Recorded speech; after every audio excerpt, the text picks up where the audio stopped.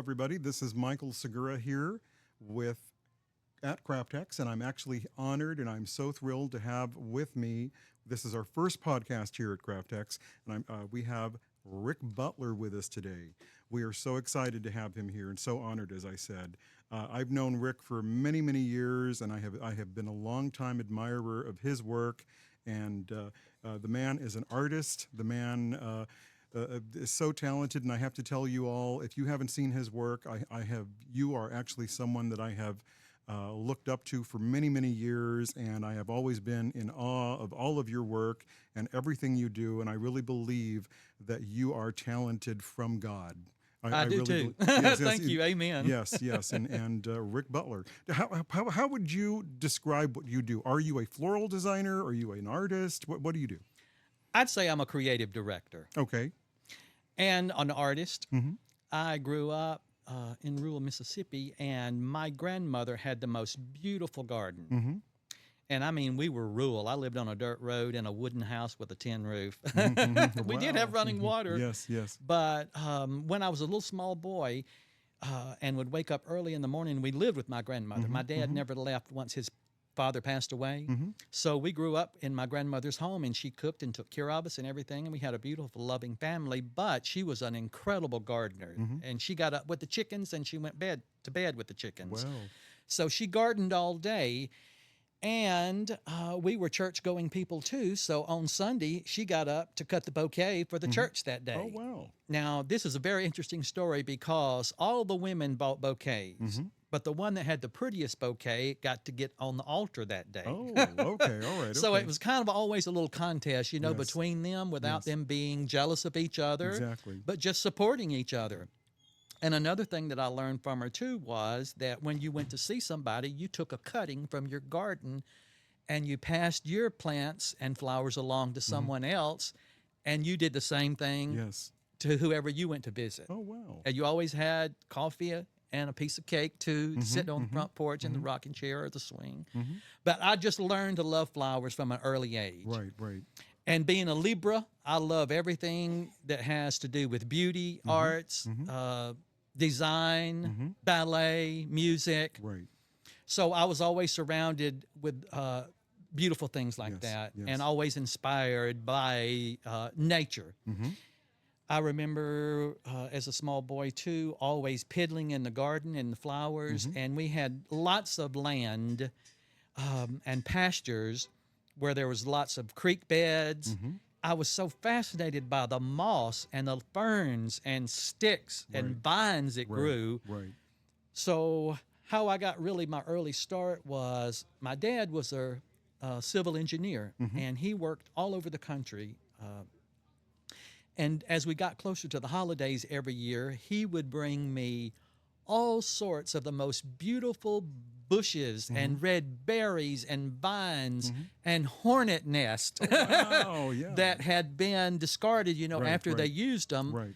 And he would go, just use your imagination. Well. So even as a little boy, I got an early start in being able to decorate our family Christmas tree, the mantle, the front door, and the mailbox with just natural elements. Things that you would find. Absolutely, on our land. Right. And we also cut down our own Christmas tree when it was during the holidays because we had so much land that back then everybody had cedar trees for Christmas trees. Right.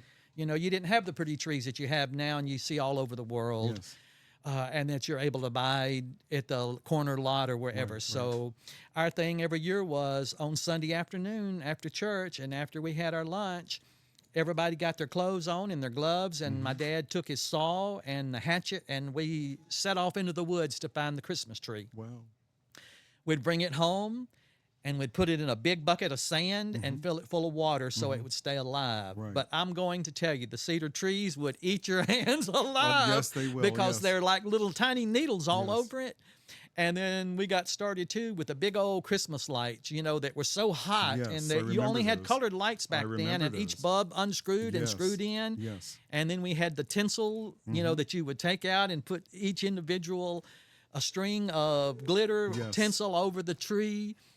You know then what I we ha- remember about those lights, Rick, is you don't have them like that anymore. If No. one went out, they all went They out. did, yeah. Yes. And you would have to be so careful because you would be stringing lights, and next thing you know, your arm would hit one of them, and you'd have this big light on your yes, arm where it yes. just burnt the skin completely remember. off.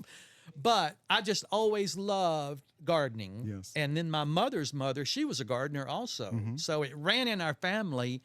And my dad still to this day is an avid gardener and plants. And then my mother has a beautiful yard, and they still both share and garden. And I just fell in love with it.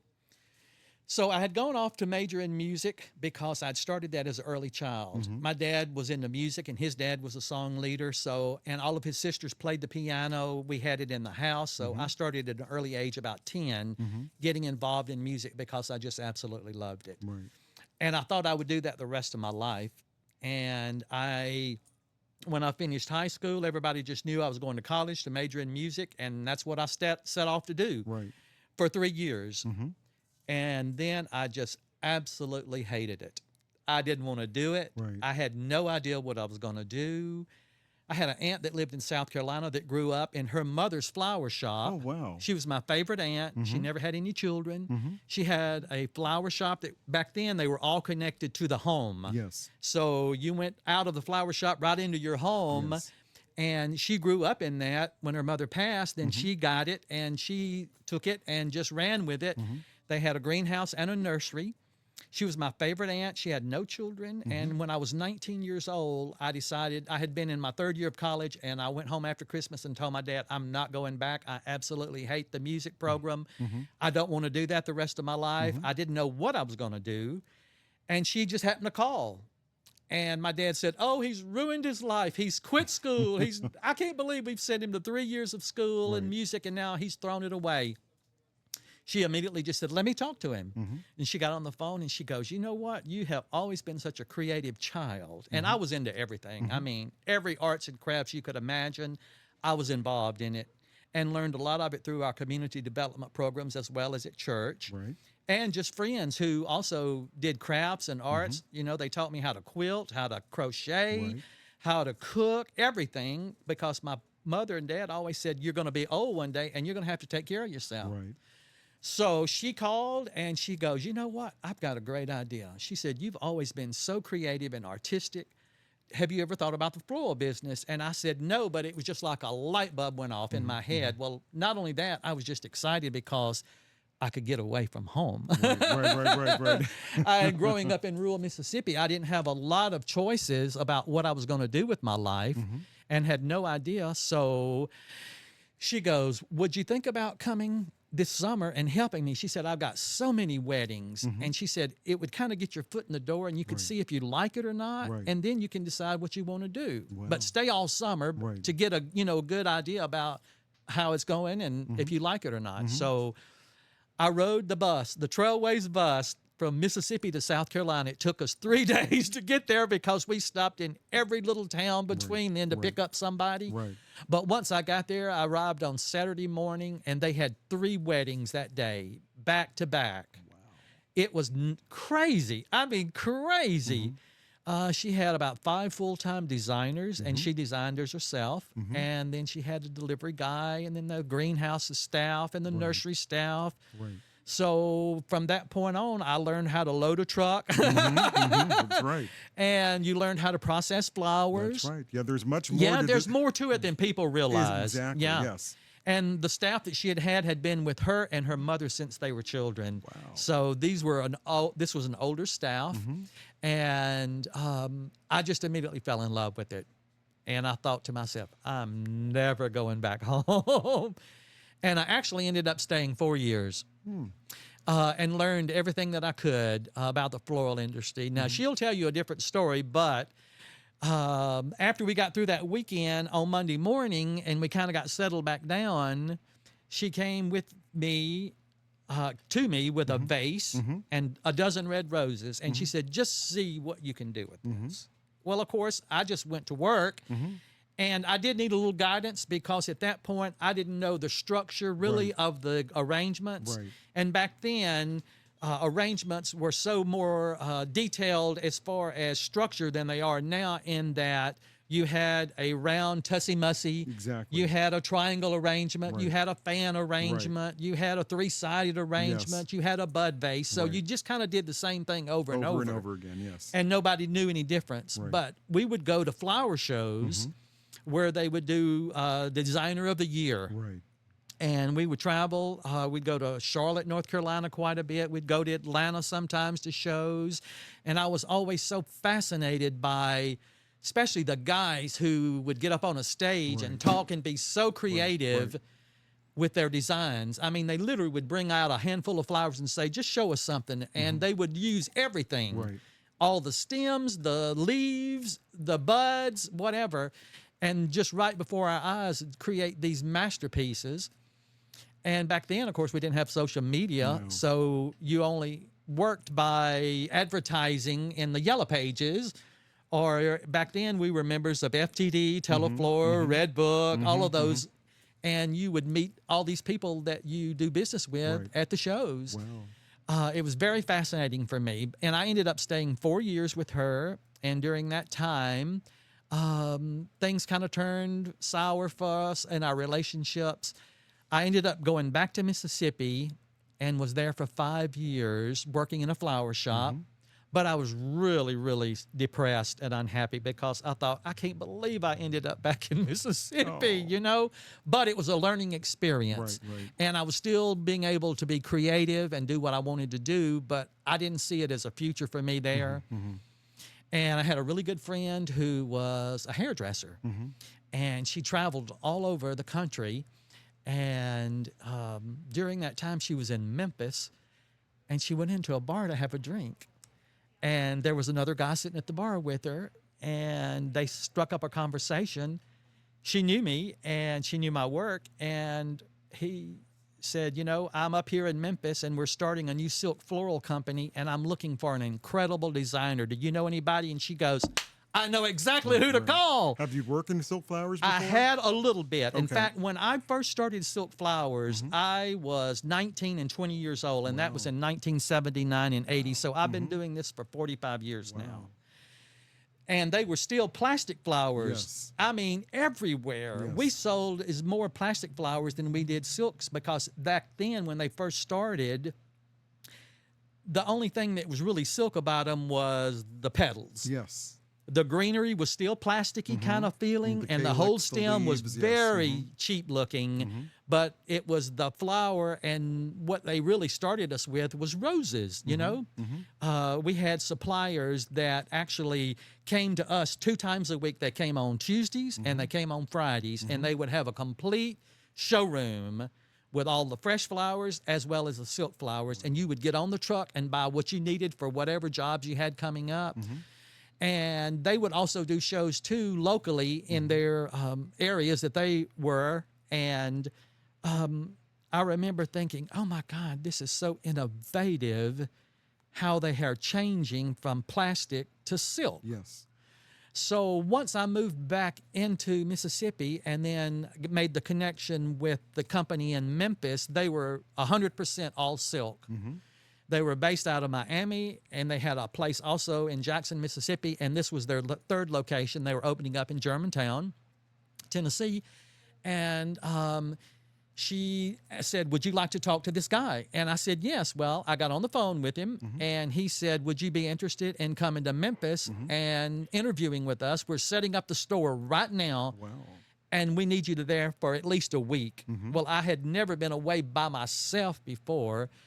So even back then, being at about 25, 26, well, no, actually, yeah, I was about almost 30 when that happened. My dad said, I don't know if I want you going away by yourself like that in a strange town. You don't know nobody. You're going to get robbed, you know, everything they would tell you to keep you at home. But I was so determined, and I had never been away before like that by myself. But I got in my car, drove to Memphis, and they put me up in a hotel for a week. We opened this massive silk plant store, and that's all they sold was dried flowers and silk flowers. And so I was there in Memphis, and I really liked the company, but without throwing shade, and of course they now have gone out of business many, many years later, but without throwing shade at them, after I'd been there about 6 months, I realized this business is not going to make it. It wasn't because of where it was at or the location. It had a lot more to do, I think, with just the way it was back then, because people were still not that into silk flowers that much. They were, you would see them a lot in maybe hotel lobbies or in hospital lobbies, some in churches at that point. But I worked for the company, and excuse me, I absolutely loved it. Well, I realized one day that the business was going to go under when the guy that we leased this is a horrible story, but I'm going to tell it, that we leased the checkout register from came and picked it up because the owner had not paid the rent on the machine. We knew at that point the company was in trouble. And I was just praying, oh my God, please do not send me back to Mississippi. You know I'm here now. I'm by myself, and yes, I'm scared in a strange town of people that I don't know except the people that I work with. And this is how God works, and it's such an incredible experience. This lady walked in the shop. She walked through, and she goes, who did all of this creative artistry? And I had never heard anybody say that before. She goes, you need to work for the main branch. And she literally walked out. That's all she said. I had chills. I immediately ran to the phone book, and that's when you use the phone book and the yellow pages. I remember. I looked up the company called the Main Branch. They had an advertisement in the back, and it was all silk floral company that worked exclusively with the trade only. They did high-end restaurants, hotels, hospitals, nursing homes. I don't know why I did it. I just dialed the number. The secretary picked up, and I said, I'm in Memphis, and I have experience, and I just wanted to know, are you hiring any new designers? And she goes, we just talked about it in the meeting this morning. Oh, wow. Would you be interested in coming in an interview? I said, I'll be there in the morning. Well, this was in February of, let me see, 1980, 81 or 82, somewhere in there. And I went in for the interview, and I'll never forget, there was ice and sleet that morning, and it was so cold in Memphis. And I got downtown, had the interview, and they literally hired me on the spot. She had about 6 full-time designers. She had a guy that did nothing but silk floral trees, lots of plant people, but she was wanting to get into the floral part of it more. Did you have to do an audition piece for her? I did, yes. And not only that, the lady that owned it, she loved, and we both kind of had the same style. And the guy that worked for her for so many years, who was really her right-hand man, she liked him, but he didn't have the touch that I did. And he was more of an old-fashioned designer where I thought outside of the vase, you know? I saw a stem going this way and another one that way. And so as I sat there and started designing for her, I just saw a light bulb go off in her head. And she goes, I think you're the one for us. So she said, let me check your references, and I'll let you know something tomorrow. So she called the lady that I had worked for when I moved back to Mississippi, and she gave me a great referral. And she called me the next morning, and she said, we're ready to start, so come on in. Let me ask you about your design style, because you brought that up a little bit. Yeah. Whenever I've seen your work, I've always been so impressed with it, because as you say, you think out of the vase.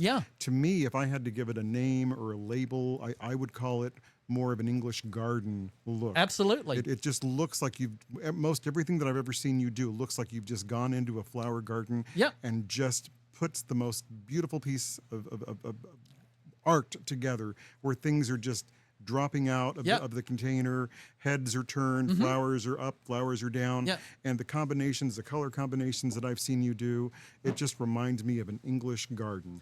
Very pretty. Goes back really to my grandmother. You know, when she would cut flowers for Sunday morning church, she would just pull everything.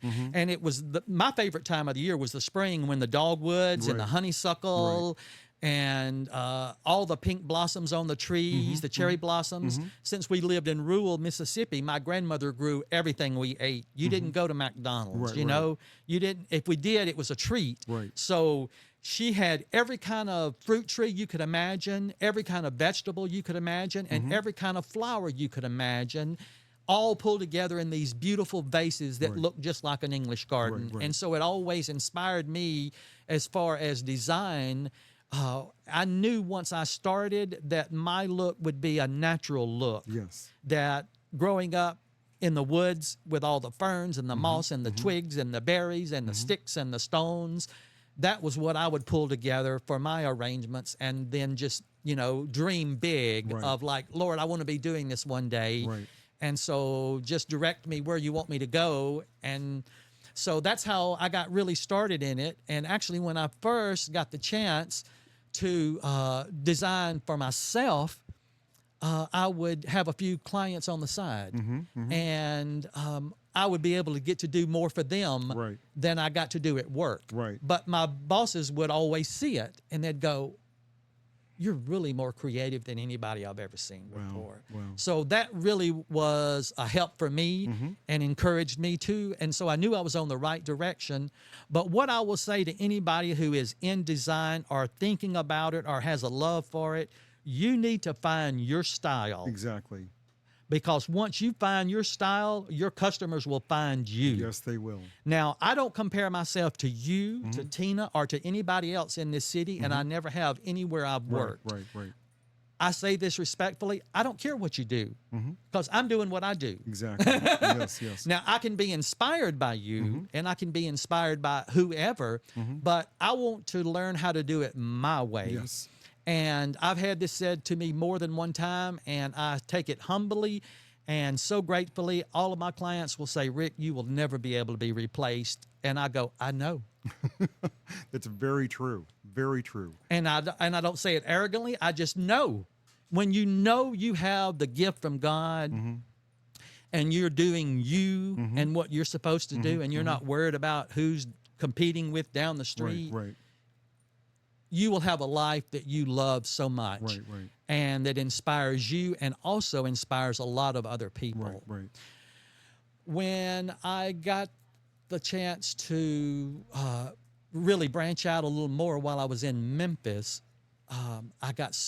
we had so much fun because we did a lot of big, giant hotel work. And we also got to work at Graceland. Oh, wow. That's fabulous. Yes.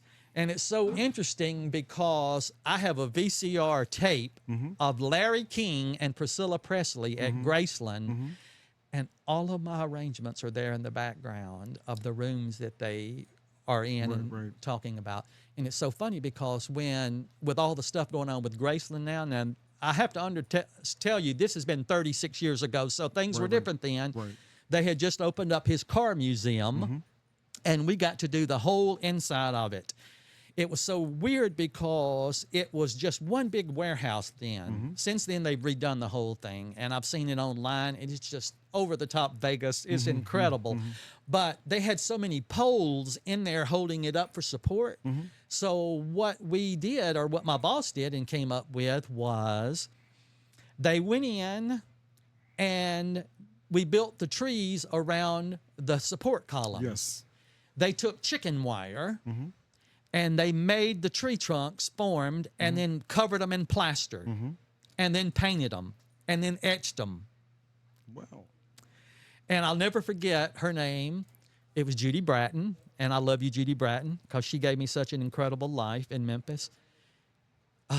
We took a photo of it. We did get a chance to do that. I don't have it now because I lost it. But she was able to draw this giant heart on the tree, and she used her initials and Elvis's initials. Oh my gosh, how fun. That's great. That's a great story. Yeah, it is. But what was so incredible was her dad had gone with her, and he supported her so much that they went to the woods and cut down massive trees. And after we built the trunks around the support columns, then we suspended the big giant tree limbs up into the ceiling with supports and attached them to the tree so it looked just like real trees. It was incredible. And then we used all kind of silk floral leaves, where it was either ficus or oak or birch, whatever. And then all the plantings were around the landscaping, whether it was pothos or what was that other thing called? Mother-in-law's tongue, all kind of plants that made it look like you were walking through a garden, but Elvis's cars were in there. And it was so fascinating. And then as we got to go into Graceland, actually, and redo the old arrangements, and the reason that we got to do that was he had plastic flowers everywhere. The jungle room, especially, the whole wall that was a fountain, it was plastic ferns. And when we walked in to actually look at the process first, everything was just completely falling apart. That's how old it was. So dusty and so dirty. So they're like, you cannot do what you want to do, but it's got to look as close to this as possible because the fans will just go crazy if you change it. Really? Oh, yeah. I mean, I'd never, ever been in a situation before where we were so limited about actually what we could do. But we got to change out all of that. As we went through the house, the arrangements for the dining table, we got to redo. The room that was the big white room where he had the white grand piano, the peacock stained glass in the end. I got to do arrangements in that area, in the hallway, in the areas where they had the racquetball. He used to have a racquetball court, and they turned it into the room where he got all of his awards. The whole wall was nothing but gold records. I remember going in and we had built trees everywhere in the corners. People could come in and walk through. And it was an interesting experience. We got to work with them for 3 or 4 years on that project. And during all of that time, the company that I worked for actually ended up being sold. One of our customers, who was a customer, her husband was a business broker. And one day we got a meeting and we went in, and our boss that owned it, she said, I've had a great life. She had a young child, and she said, but I don't want to miss my child. And she said, so I'm going to sell the business. Now, everything's going to stay the same. Not. Not. So everybody was really nervous. Naturally. Oh, yeah. But as the new group came in, they kind of separated all of us. And so we're doing a complete inventory of the whole business, because at that point, she had it, I guess, about 10 years. And I mean, we did a lot of work. We got to travel a lot. We got to go all over the country, doing hotel lobbies, whatever. And we predominantly also installed and sold all of our plants to furniture stores and interior designers and retail shops. So we got to meet a lot of people, and you got to learn a lot, too, about, what you really liked and what you didn't like. We're in this meeting, and the new owners, they separated all of us, and we started doing inventory. So actually the guy that owned it and had bought it for his wife, we were working together. So we're in the silk flower room counting all the flowers. At that point, they had taken over a couple of weeks and had been there every day watching everybody. And so we're there by ourselves, and just out of the blue, he goes, Rick, have you ever thought about being a buyer? I'd never been to market. Right. And he goes, have you ever thought about being a buyer? He said, because we've just been watching you, and you're different. There's something about you, you're real creative than the rest of the people here. And that was not to throw shade at them, other than just to say, we want you to be in charge of all the buying now. So, of course, it didn't go over really well with the ones who had been there longer than I had, but I knew that God had opened that door for me, and I could not wait to go to market. Well, if you went to market back then, it's so different than it is now. It was strictly wholesale. You could not get in at all. You had extensive paperwork to fill out and to show that you were really somebody who sold to somebody else. To the trade only. To the trade only. And we only went to Atlanta at that point. They had a red room and they had a blue room. And most of the vendors that I still do business with today started right in those rooms selling their product. And so you've seen how much the market has changed over the years, because back then, I'm just telling you, security was so tight. They would throw people out all the time who would try to get in, because they wanted good prices. That's right. And back then too, they only sold in case quantities. You couldn't go in and buy a dozen of this and 3 of that and 1 of this. No, ma'am. And they had large orders that you had to start off with too. So that cut down on a lot of the small, shops who were trying to get their foot in the door. Right. I remember all the policing they used to do. Yes, they would they scan did. you for documents. Absolutely, it was crazy. It was. And so I learned a lot about that. But at the same time, too, I was so excited because I had never seen so much creativity under one roof. I was so inspired. And I'll never forget one of the first businesses that I walked into and was so inspired by was Jim Marvin. Oh, my goodness. Yes. I thought I was in heaven. And he immediately just navigated to me, and we had this close connection. I don't know why, but as soon as I saw his showroom, it was just like a whole new world lit up for me. And then my other favorite one was Windward, and has always been my number one vendor of all time. Right. You cannot surpass that quality. And I knew that once I was able to get out on my own, that I would have lifelong vendors that I had met early on, that I would still have a connection with, and still to this day. But went back home. Make a long story short, we had a big falling out at work, and I just literally walked out the door. I had no idea what I was going to do. I was scared to death. And back then, I had signed an NDA. Oh, really? My goodness. Non-complete calls, too. Yes. And that was the first thing they threw in my face was, you're not going to get a job in Memphis because you've signed this document. Yeah. And I was like, Lord, now what am I going to do? Because you have really encouraged me to just walk out this door. Right. I'd had enough. So I had a friend at that time who lived in Houston, and he owned a landscaping company. And we had actually met many, many, many years before that in Mississippi through a mutual friend. He always knew I was a creative person. And another friend of mine came here to visit him. And the first conversation they had was, he said, Rick's quit his job. He has no idea what he's going to do. And this was in 1994. They immediately called me on the phone, and he goes, Rick, have you ever thought about maybe coming to Houston? And I go, Houston, Texas? How? Are you kidding me? And it was so funny because I immediately remembered as a child sitting again on that floor looking at that JCPenney catalog and Sears catalog going, Lord, I want to be in a big, big city. Right. Not realizing at the time Houston was the 4th largest city in the United States. Yes, it is. And I thought, Lord, that door is really big. But I got the courage, and I said, I'd love to. So I had never been to Houston, never been this far west. I got on a plane, and I said, let me come. He said, just come for a week, and let me show you everything in the Houston area. So I came and looked around the city. The first thing I did was when I got here, I got the Yellow Pages, because in 94, you still had Yellow Pages.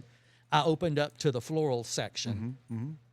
Went down the list to see all the silk floral companies, and I won't name them all because some of them now have gone out of business. But after I found that, then I went to every one of those places, and I remember walking in going, "Oh no, I can do much better than that." My mind thought a whole lot outside of the vase, and I'd go, "This is just basic floral, done in silk flowers." So, after I stayed here for a week, we sat and we talked about it. We talked about everything, how we were going to get started, what we were going to name the business. And he said, what do you want to name the business? And I said, English Garden. He goes, why? I said, because that's my style. Let me tell you, I remember the English Garden. And the first time I had heard about it, I was so curious. A good friend of mine told me about it. I said, I've got to go. I've got to go see this. I've got to go see who's doing this work, because everybody was talking about it. And it really was the most beautiful shop in town. I have never in my life seen so much beauty.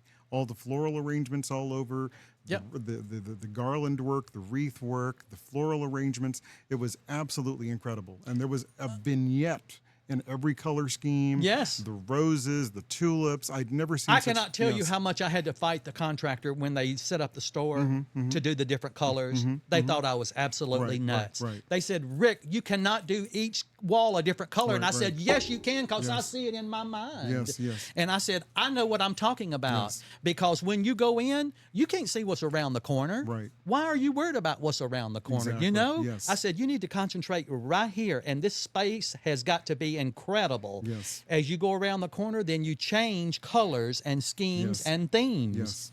And I even had floral designers that would come and help us when we got into a tight.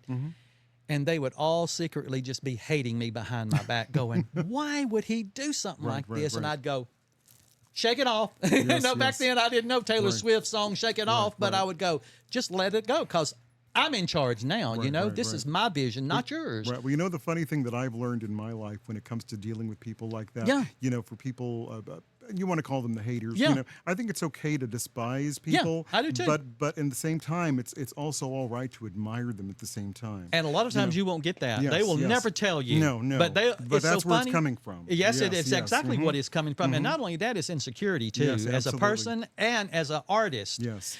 Everybody thinks that they're a floral designer. There's a big difference in a floral designer and an artist. Yes.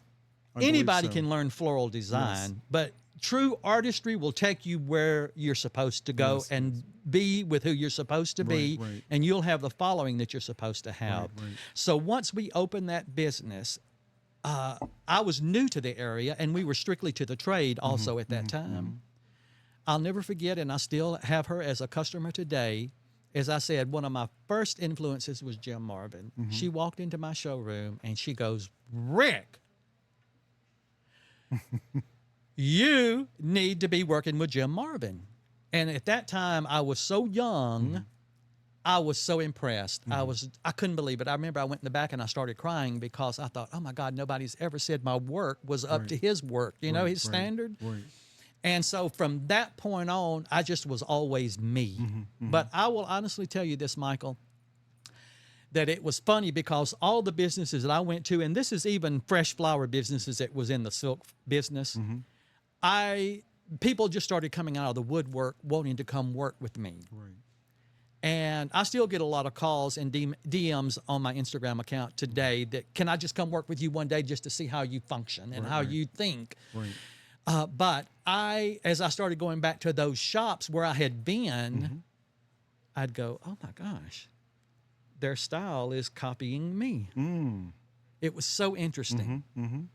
One of the things, though, that I'll have to honestly say that really turned me off when I first got here, and it was still so crazy, and I couldn't understand why they would do it, was designers use so much glue. Yes, yes. Their mechanics were so sloppy. And that's another thing that I'll have to say about my work, and I'm so proud of, is people go, Rick, your work is so clean. Every stem is shaped just like it should be. And one of the early things that I learned too about when I got in design was you want to keep the flower stem as natural as it grows in nature. Right. If you start doing something really funky with it, it looks Funky. unnatural, you Yes. know, and it does look funky. Yes. So I learned right on, and this was something I learned too when I was in Memphis. There was a big, large greenhouse called Knight's Greenhouse and Design, and they would have Christmas open house every year. And I also had another good friend who was a designer who was just off the chart incredible with everything he did, the way he laid out the store, the lighting, the design, the creativity. Oh my God, it was just so beautiful. So those guys really inspired me. Of course, yes. And I always wanted to mimic their look, but in my own style. So as anybody's listening to this today, I will always say, find somebody who inspires you, Right. and learn and watch and be open even to criticism, Right, because right. criticism helps us Right, if we let our ego go. That's true. So if you can be inspired by somebody else's work and make it work for you, but in your own style, Right, right. you got it. Let me ask you this. Who inspires you? Preston Bailey. Really? Yes. When I first The event work. Absolutely. Yes. When I first moved to Houston and would come here to Craftex and buy his books, I was mesmerized. Now, I can just be real honest, and he'd just sit here and tell you honestly, too. He didn't do all that by himself, but that was his thought pattern and how he saw it. Right. So as I have learned over the years and how he got started, he got started like a lot of people I know by just selling stem flowers. And some people would go, hey, can you do this? Well, he's like me. I'd go, yes, I can. I didn't know how, but I would learn, or I'd make myself learn. So he always inspired me, and I would collect all of his books. And even after I got here and started working with the company, I would secretly at night go home and I would just keep thrumming through those books and go, oh my God, Preston's creativity and his mind. Lord, I just want to be that way too. But I wanted to do it with silk flowers. Right. Now, I know some of his high installations and things. He does use silk flowers, and a lot of people that even here in the Houston area, event planners, they do the same thing because I do some creative work with them sometimes on the side. So, a lot of people don't know that, though. A lot of people think the fresh flower displays for these events are just strictly that. That's right. Yeah, but it's not. No. All the chandelier work and all the work way up high, it's all silk florals, but it is quality silk florals. Yes, it is. And once you start working with quality, you can't work with trash anymore. That's true. Let me ask you this. You've been doing this a long time. Tell me about the quality of flowers that you've seen since you started. You said you started working with plastic flowers. I did. And where we are now. Yeah. Tell me about that. Well, that was really funny because when we started working with the plastic flowers back then, everybody would come by and take them, especially to the cemeteries, because they were out in the weather. So they were weatherproof, some of them, but at that point they weren't UVA protected and they were not fade resistant, so you can only have them on the cemetery lots for a certain amount of time. And then a lot of our customers changed them out for the seasons. So when the silk flowers came in, the color saturation actually is not as what it is today. And not only that, the quality of the stem and how it's put together wasn't. Right. The first time I ever went in Windward's showroom, you were blown away. I was. I was just like, there is no way somebody could make that flower look that real. Right. So I started following them, and this was before social media too. And when I came here in '94, I would just always make sure, and back then, we got catalogs and you could go to the showroom. And not only that, all your sales reps came by to show you everything on your truck. One of the things, and I say this humbly again too, from the very beginning when I started buying for the companies that I bought for before I went to work for myself, the sales rep would come in and take me to the truck, and I'd go, I want a dozen of this, a case of that, blah, blah, blah. As we go down the line, they go, Rick, you are my favorite designer of all times. Not only that, you don't ask me a million crazy questions. Do you think this goes with this or that goes with that? They go, you come in, you've got your idea, you know what you're looking for, and even things that we show you that might not be up to par, you're honest enough with us to tell us, now look, that's junk. You got to start over. Because I would at times, go, no, that doesn't come up to the quality of your other stuff. So, send them back, and they'd always come back with good comments or whatever. But that was another thing I learned too, was once I stepped into the Windward showroom and saw the quality of that work and that design, I was like, I don't even want to deal with anybody else. And the reason I said that was after over the years, as I have done and learned to work with other vendors, you realize that they all bring their level of skills up. Yes, they do. They do. If they don't, they're not going to be around long. And I'll honestly have to say that some of my favorite vendors who are no longer here, it's heartbreaking because, and this is another thing that I have learned in my life, and as I'll get up every day and remind myself, is stay in your own lane. Right. Don't worry about somebody else, what accessory they're trying to pick up, what table linen they're trying to pick up, what little furniture piece they're trying to pick up, because all of my vendors now, who I absolutely loved, and this was another thing that got started, was HGTV. When it started, it was so different than it is now. There were so many companies that would try to mimic everything that they would show on those little design shows, and so they got too big, too Right. fast. Exactly. Instead of actually concentrating on their silk floral Yeah, line. they lose sight of what they're doing. Yeah. And yes, yes. They got excited about everything else, and then the businesses would fold. Yes, that's so true. I would tell anybody that's working is find your own lane and don't worry about what somebody else is doing, Right, because right. again, your customers will find you, Right, right, and they'll be the right customers for you. right. And that way you're not trying to compete with whoever down the street and what are they doing and how are they doing it, and well, they've got more business. Well, Right, well, you right. don't know what they went through to get that That's business, you very know. true. Yes. And you don't know what they gave up to get that business. Right. And everybody has to go through the same learning example of, sometimes it works and sometimes it don't. Mm-hmm. So I knew that in the last year that I was working with English Garden, I literally for a year, all of my incredible designers, and we were strictly to the trade only, would come in and go, Rick, why aren't you doing this on your dining room table Right. instead of spending your life working for somebody else? You're a business person now. Yeah. Yeah. I had to hear that for a year until I got enough courage to drop and go to work for myself. And so in 2000, Now, let me ask you this. Now that you're a business person, you're in business for yourself, what have you learned about yourself?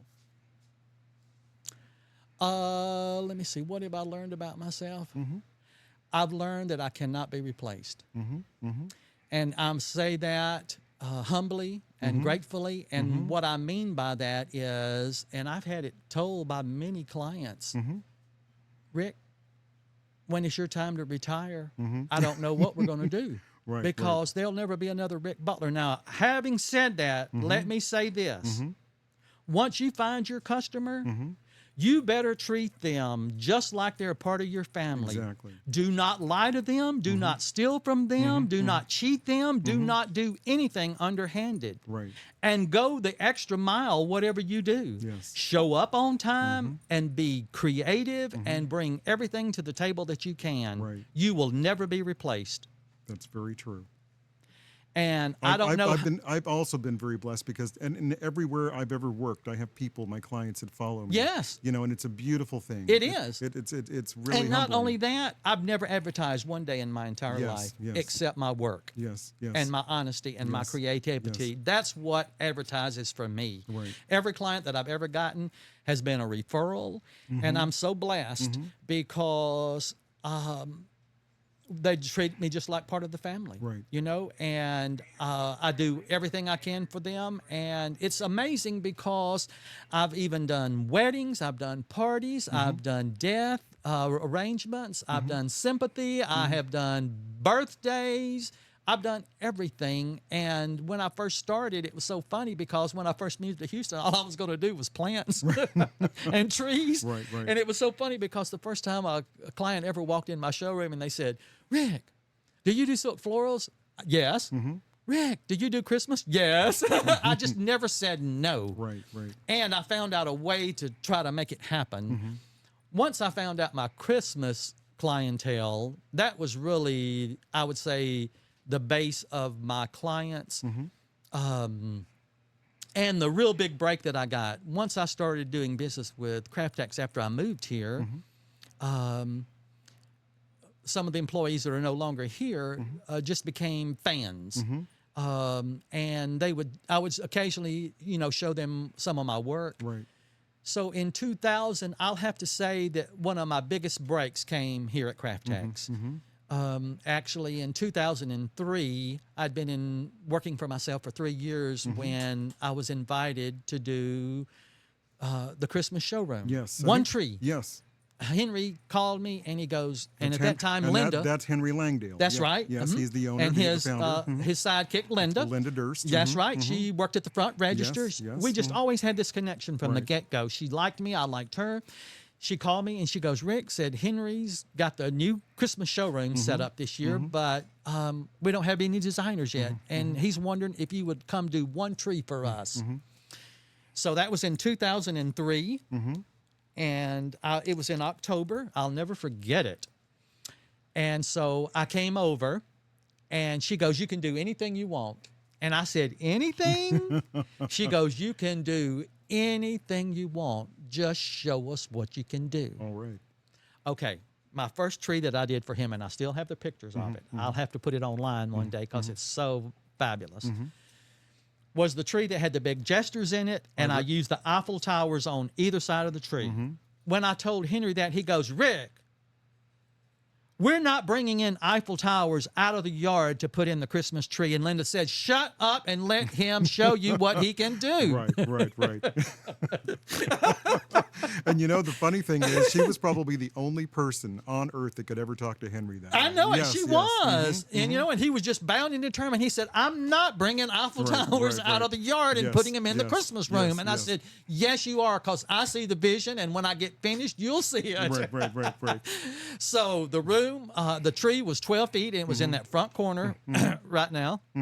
And I used the big jesters that they had brought from overseas, and they were purple and hot pink and teal. So those were the three colors that I used on the tree.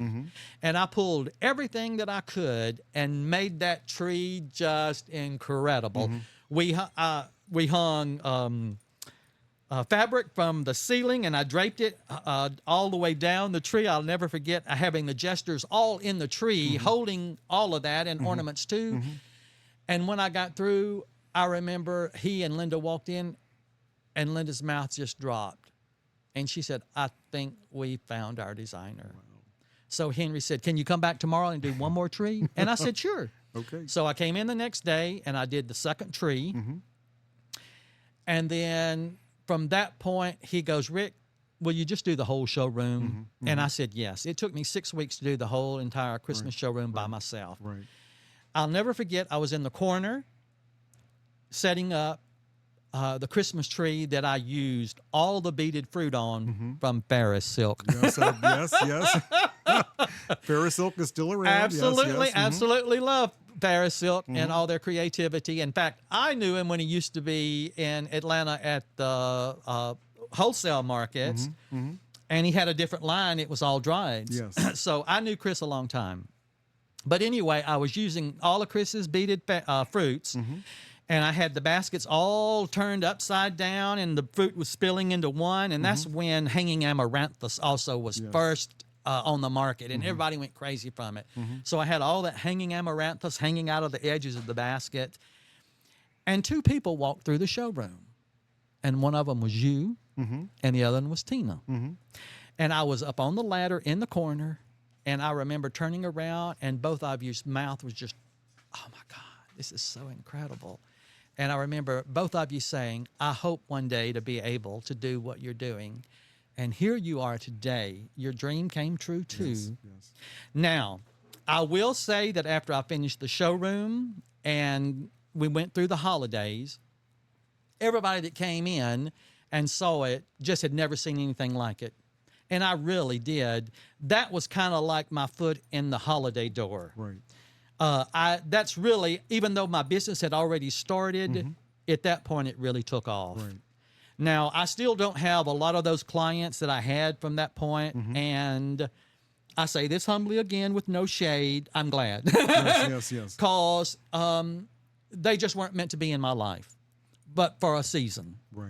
And I learned a lot about myself too, about what I would do and what I would not do. And that took me a long time too, to understand that I needed boundaries on certain things. And it took me a long time to realize that there's certain things that I just don't want to be involved in anymore, and certain people that I don't want to work for anymore. And that's all I'm going to say about that.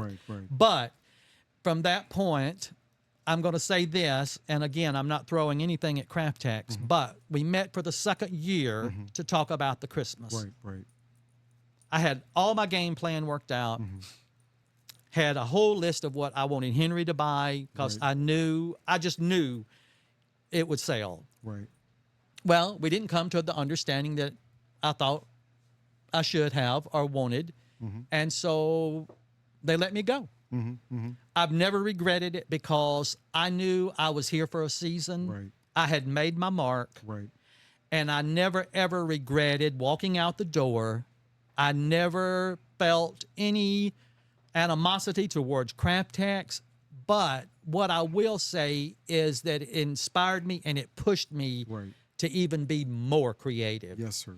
Because I knew God had me here for a reason and a season, and that he had another reason for closing that door and going, Rick, you need to get on out and do your thing And look in where a you are bigger now. way. Look where you are now. Absolutely. Yes. So I'm so thankful for that. And not only that, it even opened my mind even that much more to the creative things that I have right now on the back burner that I'm trying to get funding for to get out Right. and do the last part of my life. I will always be a Christmas designer at heart.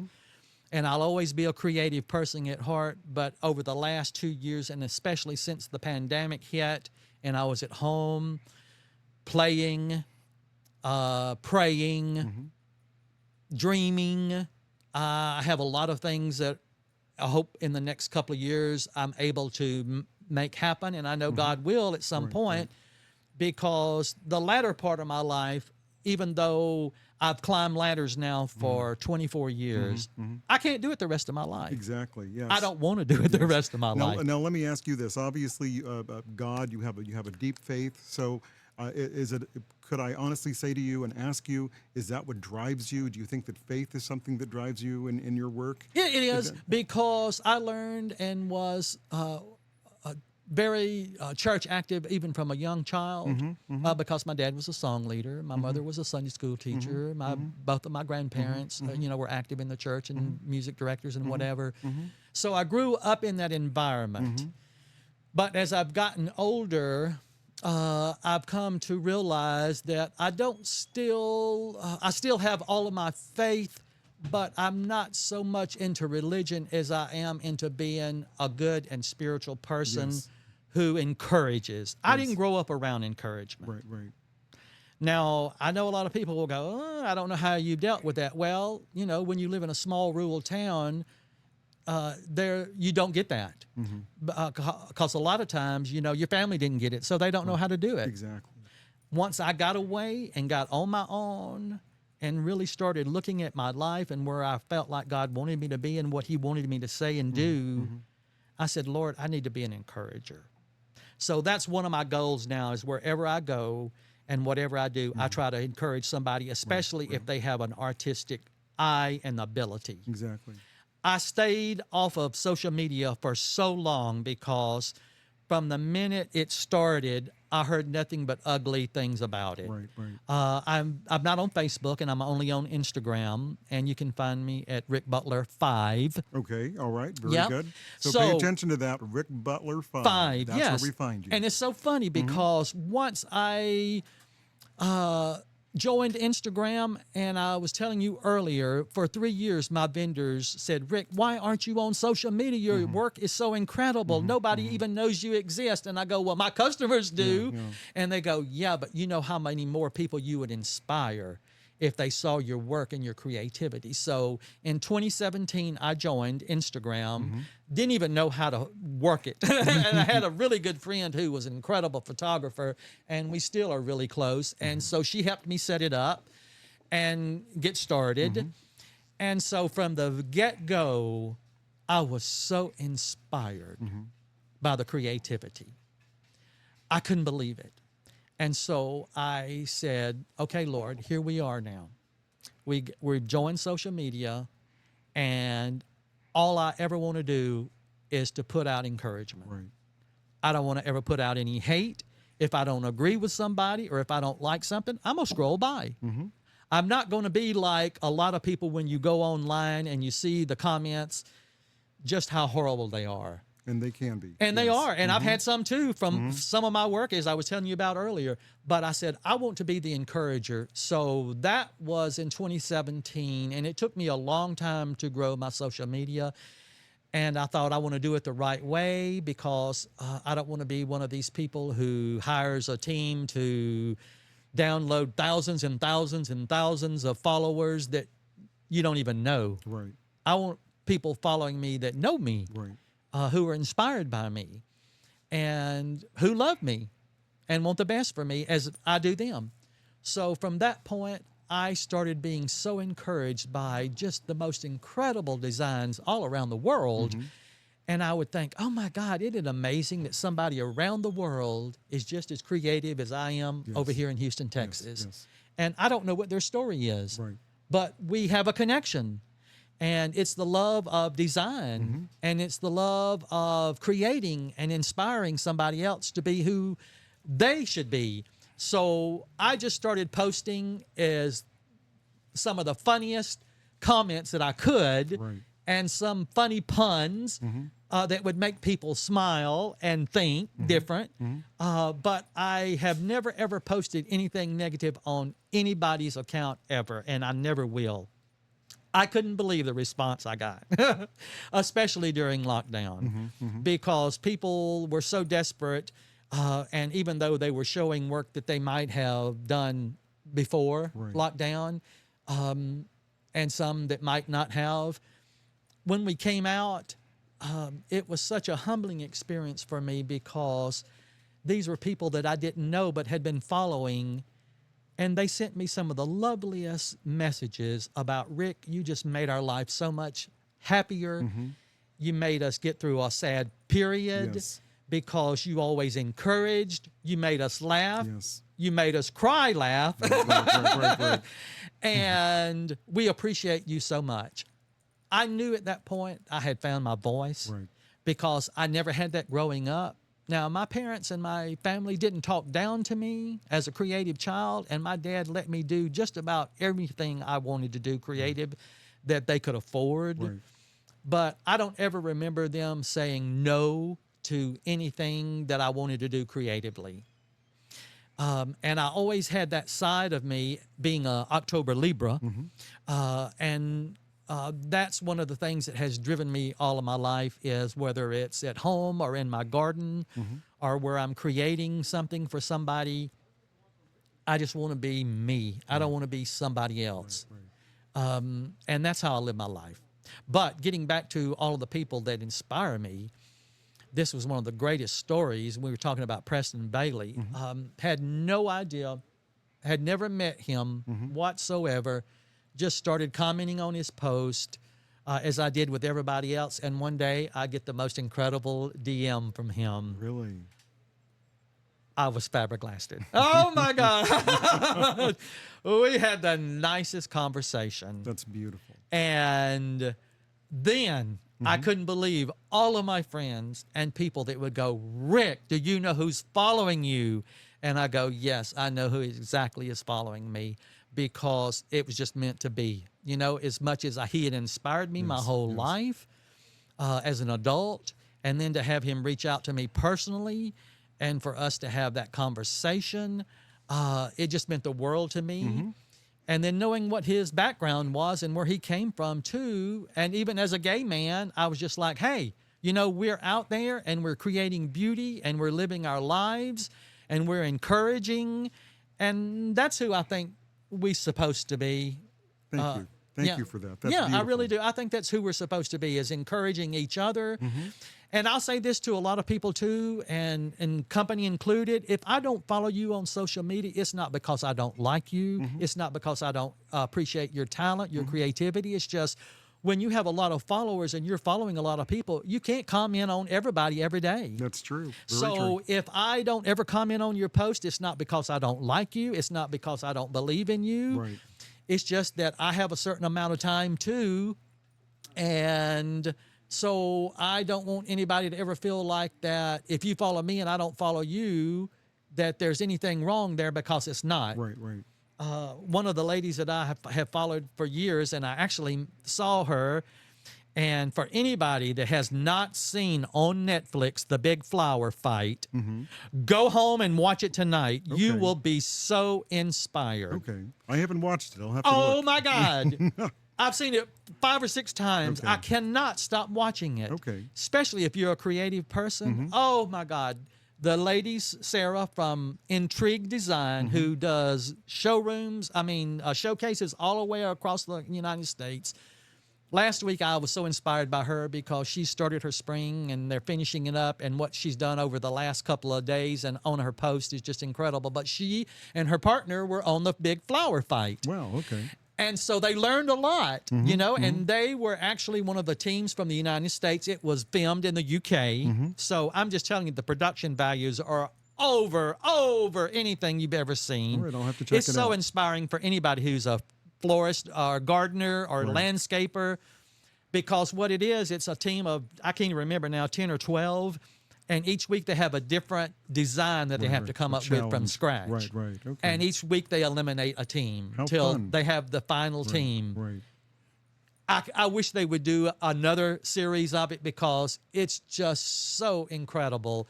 Anybody that is a floral designer will absolutely love it. You will be so inspired. Okay. And you will even get to the point, and I tell everybody that I encourage to see this, you'll get to the point where you are weeping and crying so hard because it's so beautiful. I'll have to check And it out. the messages behind the designs and what they are talking about, the two guys that create, they are so over the top. It is, you will love the creativity, you'll love their design, you'll love their personalities, and they're all couples, whether it's two guys or two girls or a guy and a female or a gay couple or a straight couple. Right.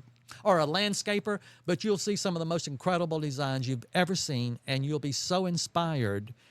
Once I saw them, I was like, oh my gosh. Well, where I was going with the story is, last week, she deleted every one of her followers. And I mean, she had thousands.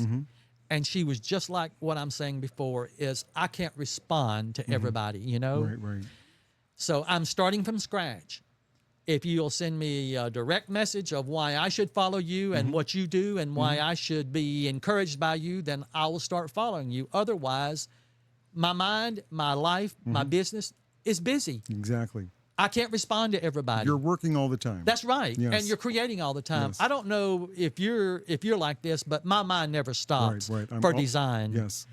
And I told this story last year when I did the open house, and I've told it many times, is they asked me about the Rick Rack ribbons that I designed last year, how I came up with that idea. And I had this big giant door that I always did for clients, and I wanted the ribbon to be in place without moving. I couldn't figure it out. And it was so weird because I design at night. I was going to ask you this. I design at night. Okay, you are a nocturnal person. I am a nocturnal person design-wise, and what I mean by that is I will go to sleep and I'm sleeping really good, and then I wake up and I cannot go back to sleep. So then I just start designing, and I do just like, again, another show on Netflix. If you've ever seen The Queen's Gambit, Yes. she saw the chess on the ceiling. I see design on the ceiling. Yes. And I will sit there and I will literally see the client's front door on my ceiling Right. of how I'm going to do it different. Right. Now, if you scroll through my social media, and especially during the holidays, you might see the same color that I use from client to client to client. Right. But I always try to do their presentation different. So everything that you see, I completely dismantle everything 100% Wow. Okay. and start from scratch every year. Okay. So when I start from scratch, what I'll do is I'll try to change up, especially if it's a large home where I have many trees and many garlands and wreaths and whatever. I try to take their product and add it and make it different looking for them. Right. So it's not the same. So it's repetitive not the same. Yes. Yes. I very rarely ever have a client who goes, Rick, I don't want it to ever change. Now, I think we're going to run out of time in a little bit. I need to ask you real quickly, what is the next thing for your company? What can we expect to see from you? Well, I'm not much of a trendy designer because and a lot of people tell me all the time too that my work is very classic and traditional and timeless. And so that's how I look at it. Right. But as I said before, I've got some things working on the background. If you'll go to my social media site too on Instagram, Rick Butler 5, and scroll back to October of last year, I have a whole line of decoupage pumpkins that I'm creating. Wow. So that is where my future is going to be in trying to get that more out, Okay. as long and as also with a line of decoupage giant, medium, and small Easter eggs. I had more of a challenge this year trying to do that, not only because Easter was early, but because I really couldn't find the products that I needed to hold up to the standards that I wanted to put out. Yes. that along with, I have a creative basket line that I'm working on to try to get online. And I did this many, many years ago, and I was telling Tina about it when she came to visit me recently. The moss basket line, Yes. but I've got a hydrangea basket. I have a artichoke basket, a pomegranate basket, a tomato basket, and a calla lily basket with a rose basket. And all of those are individually created to look like an English garden on a basket. Wonderful. That's all Okay. I can say. I look forward to seeing that. Wonderful. Well, and also I want to make mention that you're going to be one of the guest presenters here at Craftex. Yes. At our holiday open house. Yes. It's going to be happening on the 29th of June. Yep. And you have to go online. You have to look at the schedule and to find out when Rick is going to be presenting. You're going to be in the afternoon. Yep. So if you want to come by and see what Rick is doing and what his presentation is all about, please come by. Again, that's June 29th. Go to craftex.com. You can see all the information there. And with that, I want to say thank you very much, Rick, for coming and joining us on this first edition, our first podcast. It has been such a treat for me to be able to sit here and visit with you. Thank you for coming. Thank you. I love Craftex. Thank you. We I do too. encourage every one of you that work here. I'm so proud of what y'all have been able to accomplish since Henry passed. Thank you. It changed the whole look of this company, from the way you display things to the buildings that you have added. And I can't wait to see where the future takes Craftex, because it's been an incredible journey over the last 30 years. It has been. Yeah, it has. And I just know it's going to get better and better and better. And it has a lot to do with Michael and the whole staff here that's creative, because I see you in the building. And by that, I mean, I see your creativity. I see your thought process. I see your artistic value that you add here. So I just encourage you, come on out. I can tell you this, that when we do the Christmas open house this year, I'm doing something that's a very natural Christmas. Okay. And I'm going to show you 2 or 3 different ways to do it, and show you how to put it together and take it apart real easy. Wow. Because Okay. as I said, all of my stuff I dismantle 100%. Okay. Show you how to pack it and everything so it's ready to go for the next year. So I'm looking really forward to it, as well as to see all the other creative people that you got on line for that day, because last year was just a blast. I was so thankful that you invited me, and thank you so much. 100% to Craftex. Absolutely. Thank you again, Rick. Thank you for coming. All right. Thank you. All right. That was fun. It Was was that fun.